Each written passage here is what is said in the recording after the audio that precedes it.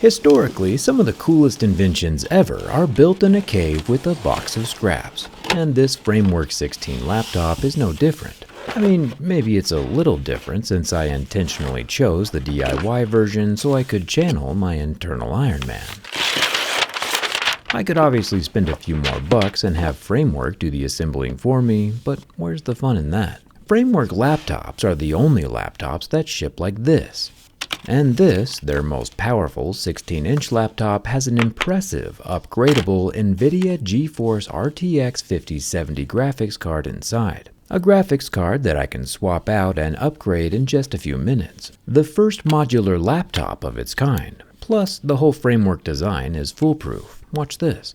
The graphics card can be swapped out just by lifting up this black flap and undoing 6 screws, but we'll get to that in a second. I want to see what the rest of the laptop looks like first, and I can do that by peeking underneath the large metal plate. When I say it's foolproof, I mean that each of the screws that I'm removing right now don't actually come out. They are captive, meaning they stay in the hole that they're securing and can't get misplaced or lost. With the midplate and its still captive screws removed, we can get our first look at the extremely modular internals. There's some slots for memory, long-term SSD storage, and even the battery says this battery is replaceable. Did you feel that? A breath of fresh air. With only 3 more captive screws to unscrew, the 85 watt-hour battery is the easiest battery replacement of all time. For reference, this is the battery we found inside of Apple's M2 MacBook Pro. It is 100 watt-hours, but it is not user replaceable, and it looks like a Frankenstein conglomerate of iPhone batteries, which makes removal far more difficult. So thumbs up to Framework for being normal and finally giving the people what they want.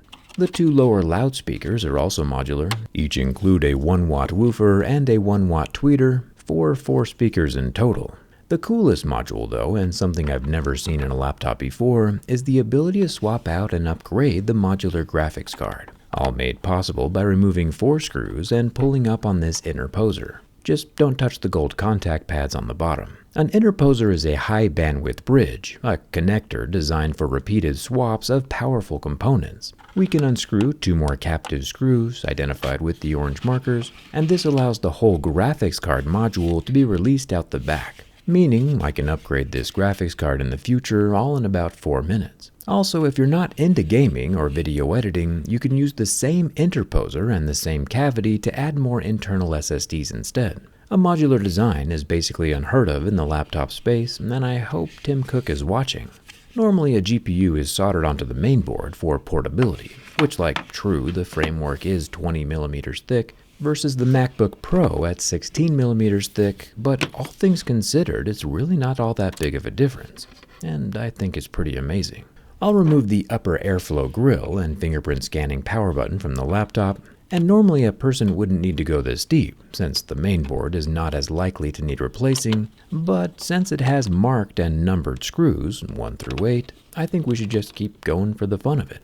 These screws are not captive, so it's a good idea to keep them organized. I'll disconnect the modular Wi-Fi 7 module, and with the motherboard removed, we can see the heat pipes that are keeping the Ryzen AI 9 12-core processor cool. As well as on the back, it has Framework's mailing address and customer service number, just in case you need more instructions or someone to talk to if you're lonely. The Framework 16 is basically a desktop in a laptop body. And thankfully, if you bought one of these laptops when they first came out 3 years ago, it is still upgradable with all this new hardware. It's almost like the company cares about its customers, and I'm not sure what to do with these new feelings I have.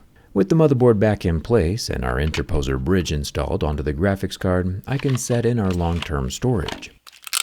I have 2 SSDs. These are basically the hard drives that run the operating system. The stubby 2TB drive goes in first, and the full-size 4TB drive goes in on top. I'll use the smaller one for holding the operating system and program files, and the larger drive for storing the video projects that I edit.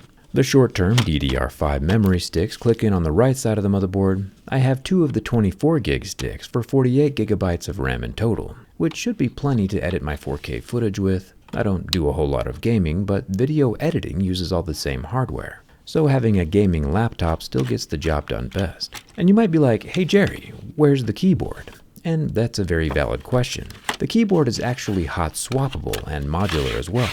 Once the aluminum midplate is reinstalled, there's a series of gold pins across the plate that allow the keyboard or number pad to be placed at any point or on either side. The keys themselves have 1.5 millimeters worth of travel, and for reference, the MacBook Pros have 1 millimeter. But who's counting? You are. And all of these keyboards and number pads and trackpads can be hot swapped without needing any tools. There are 2 locking latches at the bottom left and right side of the computer that hold everything in place. I'll throw on the black plastic screen bezel for a second. We'll come back to this, but it's held in place with magnets, and then I can put in literally whatever ports I want to into the sides of the computer. Whether it's USB-C, USB-A, 6 different headphone jacks, Ethernet, HDMI, microSD, DisplayPort, or SD card slots, they are all hot swappable and I get to choose what I want. How's about them apples? Plus, each of the ports only cost $20, which are far cheaper than Apple's dongle adapters. The only downside of the DIY edition is that I do need to install my own operating system, which is kind of a hassle. I am told that the Framework laptops also work with Linux, but as embarrassing as it sounds, I'm still not quite sure what Linux is, and at this point I'm too afraid to ask. So Windows it is for me. The display of the Framework 16 is a 2560 by 1600 pixel resolution, 165 Hz refresh rate, and 500 nits of brightness, with 100% DCI-P3 color, meaning it can be used for video editing or picture grading. And I repeat, even the screen can be replaced in about 10 minutes with just 4 screws. Framework already has replacement parts ready to go on their website for everything inside this computer. And I'm not sure what these feelings are. Happiness, appreciation, maybe hope? All I know is that I am Iron Man.